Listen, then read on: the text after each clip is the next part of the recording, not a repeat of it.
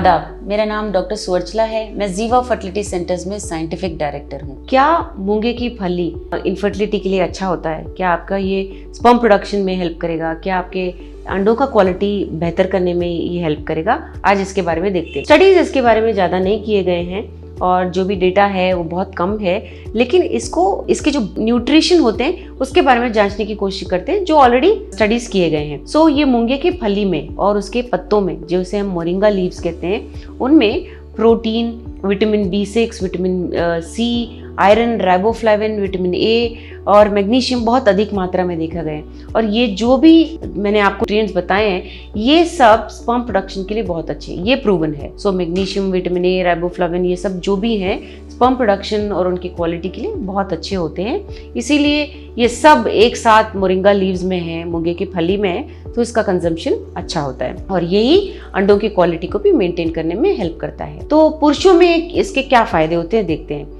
ये देखा गया है कि प्रोस्टेट हेल्थ, ना प्रोस्टेट एक बहुत इंपॉर्टेंट भाग होता है मेल रिप्रोडक्टिव सिस्टम में, जो ऐसा फ्लूइड देता है जिसके कारण स्पर्म्स का हेल्थ मेंटेन होता है, उनका क्वालिटी अच्छा रहता है। अगर प्रोस्टेट का हेल्थ अच्छा ना हो तो इनफर्टिलिटी का शिकार भी बन सकते हैं। सो ये प्रोस्टेट हेल्थ, ये मूंगे की फली में जो न्यूट्रिशन रहता है वो बरकरार रखता है।